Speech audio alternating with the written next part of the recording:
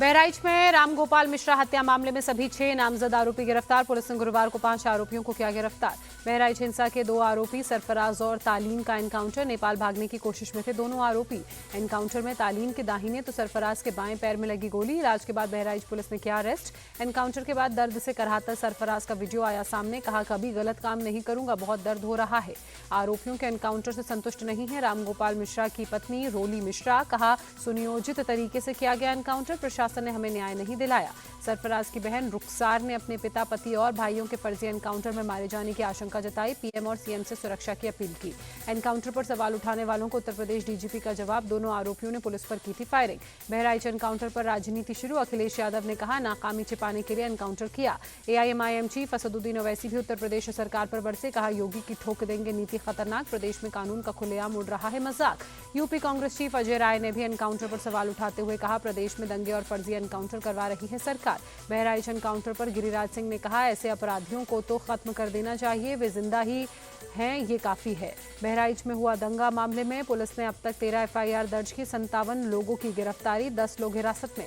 SP वृंदा शुक्ला ने दी चेतावनी, अफवाह फैलाने वालों, साजिश रचने वालों और आरोपियों को शरण देने वालों के खिलाफ रासुका के तहत होगी कार्रवाई। बिहार के भागलपुर से आज केंद्रीय मंत्री गिरिराज सिंह की हिंदू स्वाभिमान यात्रा शुरू। पहले चरण में कटिहार से होते हुए किशनगंज तक जाएंगे। गिरिराज सिंह ने हिंदू स्वाभिमान यात्रा को गैर राजनीतिक बताते हुए कहा, इसे बीजेपी, जेडीयू या एनडीए का कोई लेना देना नहीं। पूर्णिया सांसद पप्पू यादव ने गिरिराज सिंह की यात्रा पर विरोध खड़ा करते हुए कहा, सीमांचल का माहौल खराब करने की कोशिश हो रही है। आरजेडी नेता तेजस्वी यादव ने यात्रा को अशांति फैलाने की कोशिश बताया। कहा, ये बुद्ध की धरती है, अगर किसी ने दंगा कराने की कोशिश की तो बिहार की जनता उन्हें बख्शेगी नहीं।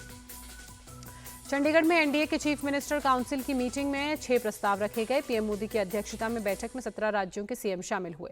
पीएम मोदी ने एनडीए को बताया राष्ट्र के विकास और गरीबों के उत्थान के लिए समर्पित। कहा, लोगों के जीवन को बेहतर बनाने के लिए हुआ मंथन। हरियाणा में नायब सिंह सैनी की सरकार की आज पहली कैबिनेट बैठक। जल्द ही होगी मंत्रियों के विभागों के बंटवारे।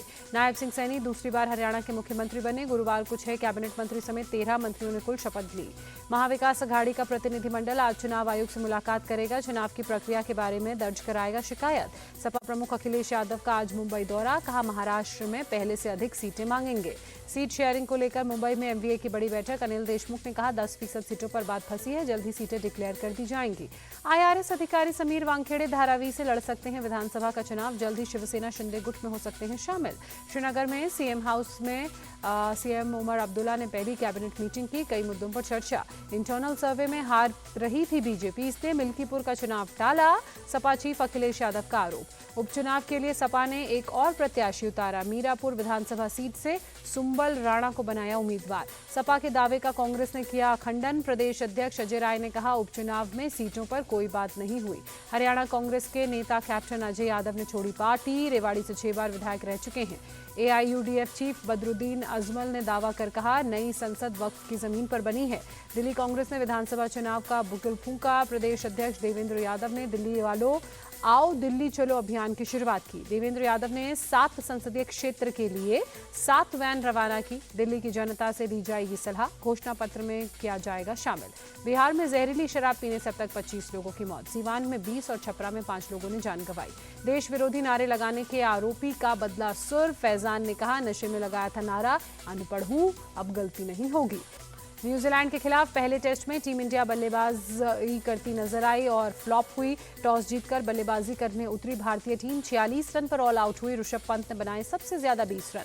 पहली पारी में भारत के शर्मनाक प्रदर्शन के बाद न्यूजीलैंड की शानदार बल्लेबाजी। खराब मौसम की वजह से मैच रुकने से पहले 3 विकेट खोकर 180 रन बनाए। रचिन, रविंद्र और डिरेल मिचेल क्रीज पर डटे हुए भारत पर 134 रनों की बढ़त बनाई।